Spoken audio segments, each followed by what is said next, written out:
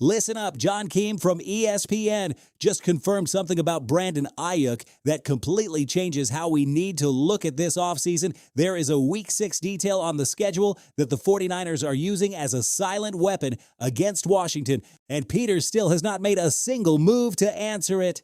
But while that situation stays frozen, Stefon Diggs, the kid from Gaithersburg, Maryland, the one who grew up 20 minutes from the stadium and just made it to the Super Bowl with New England, is being directly linked to the Commanders by Jason La Canfora, the perfect homecoming or the most expensive mistake of the offseason. In a minute, I am going to break down exactly why it could be both at the same time. And when we get through all of that, Terry McLaurin, 6 years of loyalty, 6 years of being the most underrated receiver in the NFL, and new offensive coordinator David Blau sent him a text message in February promising him 10 targets per game. What that promise does for Jayden Daniels and for the real ambitions of this team in 2026, I am saving that for the end. And when you hear it, you are going to understand why Scary Terry might make everything else about Aiyuk and Diggs irrelevant. Let's get into it. All right, Brandon Aiyuk, 3 months, fam. 3 months we have been talking about this man, and still no resolution. 0, nothing, total limbo. Quick recap for anyone just tuning in. Aiyuk wants out of San Francisco. The Niners don't want to give him away. Adam Peters has said publicly he doesn't want to trade for him, that he'd rather wait for a release. And Jayden Daniels is sitting right in the middle of all this because apparently Aiyuk specifically wants to reunite with him. Result, everybody frozen, everybody waiting.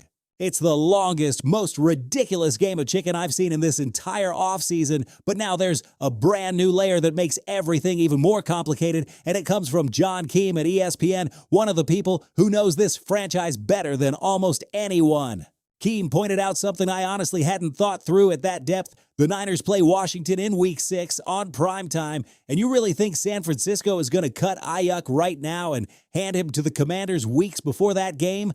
Think about it. If they release him in June or July, Aiyuk has months to learn Washington's full playbook, to understand Dan Quinn's tendencies, to build timing with Jayden Daniels, to become a weapon that the 49ers themselves will have to face in Week 6 in their own building under the lights.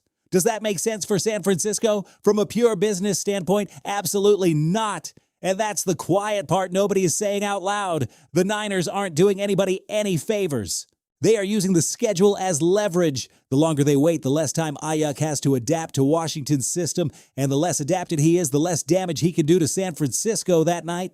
Keim said it directly. If Washington had offered a 7th-round pick a few weeks ago, the Niners probably would have taken it. A 7th-round pick, bro. That's basically nothing in the NFL, and Peters still hasn't sent it. Why? Principle. Because Peters understands that if he blinks here, he's paying to solve San Francisco's problem for them, because Aiyuk's roster bonus doesn't come due until just before Week 1, and if Peters waits, the Niners might be forced to release him and get nothing back. Look, I could be wrong, but I think Peters is right on principle, but the risk is enormous. Because the later Aiyuk arrives, if he arrives at all, the less time he has to build real chemistry with Daniels. And in the NFL, the connection between a quarterback and his receiver doesn't get built overnight. A receiver who misses OTA reps, who shows up to training camp late, who goes through the preseason without the system locked in, that receiver is going to need weeks of regular season games just to get up to speed. And those early regular season games are too important to use as a warm-up period. Peters is calculating this move with a level of cold precision that both scares me and impresses me at the same time. Because the real question isn't whether Peters wants Aiyuk. The real question is whether the cost of waiting is lower than the cost of paying. And right now, we still don't know, but that Week 6 matchup in Santa Clara is circled on the calendar like it's written in blood. While the Aiyuk drama either resolves itself or it doesn't, there's another name that started showing up in insider reports. And this name comes with history, with context, and with an emotional layer that Commanders fans just cannot ignore. Stefon Diggs, Gaithersburg, Maryland, University of Maryland, and right now, a free agent. Hold on, because Diggs' story this past year is not the story of a fading veteran looking for somewhere to land. This man just finished the 2025 season as the #1 receiver on the New England Patriots. 85 catches, over 1,000 yards, 4 touchdowns. The Patriots earned the top seed in the AFC. Diggs played all 17 regular season games, all 4 playoff games. He made it to Super Bowl 60. The Pats lost that Super Bowl to Seattle 29-13, and now if New England closes the A.J. Brown trade with Philly, Diggs walks free, and Jason LaCanfora, one of the most plugged-in insiders in the business, was direct about it. Washington is a realistic destination for Diggs, a homecoming. This man is from here, fam. He grew up 20 minutes from the stadium. He played in College Park. The DMV is his home, and what does Washington need right now? They need a receiver who can line up across from Terry McLaurin, someone who takes the pressure off Scary Terry when elite cornerbacks come to erase him, someone who understands how to function inside a structured offense, who doesn't need everything explained from scratch, who walks in and produces from week 1. Does Diggs fit that profile? Absolutely yes. At 32, almost 33, he's no longer the explosive separator he was in Minnesota, running purely on athleticism.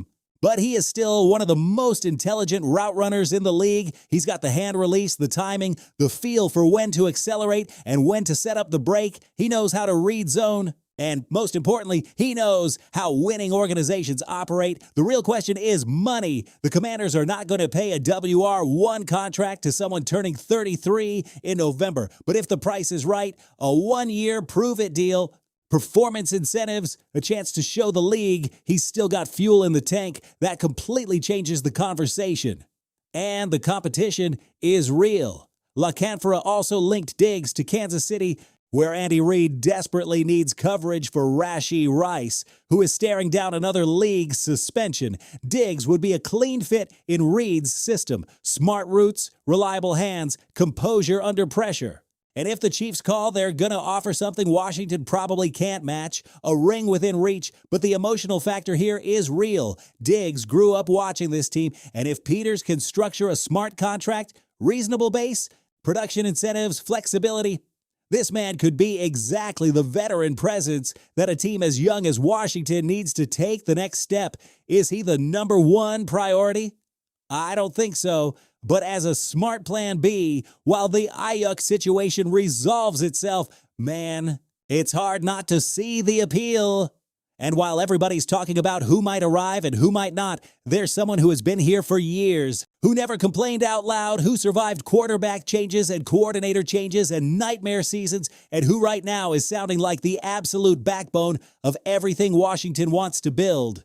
Terry McLaurin, Scary Terry, and fam, it looks like they are finally using him the right way. New offensive coordinator David Blau sent him a text message back in February, before OTAs, before minicamp, before any official on-field work. He told Terry directly, I want to get you around 10 targets a game. You are the center of this offense. 10 targets per week. That is not a normal text. That is a statement of intent, and McLaurin received it exactly that way. What I love about this move is that Blau understands something that previous coordinators in Washington didn't always respect. McLaurin is most effective when the routes are designed for him, not when he's just another option buried in a generic route tree. This man has an initial release off the line of scrimmage that wins yards against almost any cornerback in the league. He has the hands. He has the speed to separate from coverage, and he has the route running to create space without relying purely on athleticism.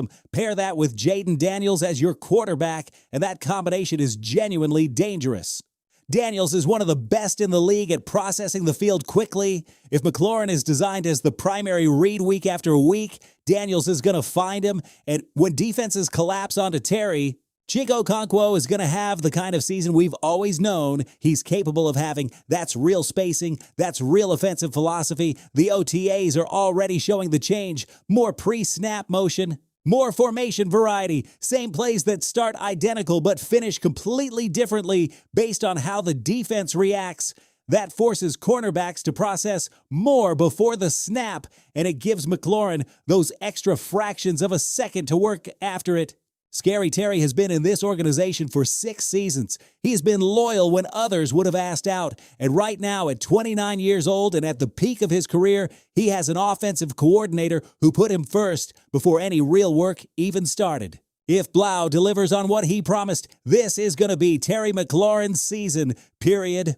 Look, what's happening in Ashburn right now isn't just preseason preparation. This is the construction of something that could be very real. Peters has the cap space, the talent, and a franchise quarterback. The pieces are moving. The Aiyuk drama is still unresolved. Diggs is waiting for a call. And McLaurin already knows this season belongs to him, and we're right here on following every move, every report, every rumor. That's what we do. Drop in the comments and tell me, should Peters just send that 7th-round pick for Aiyuk and be done with it? Or does he keep waiting? Because I've got my opinion, but I want to hear yours. Hit that like button if you made it this far. It helps us more than you know, and the next video is going to be even better. Raise hail. Let's ride.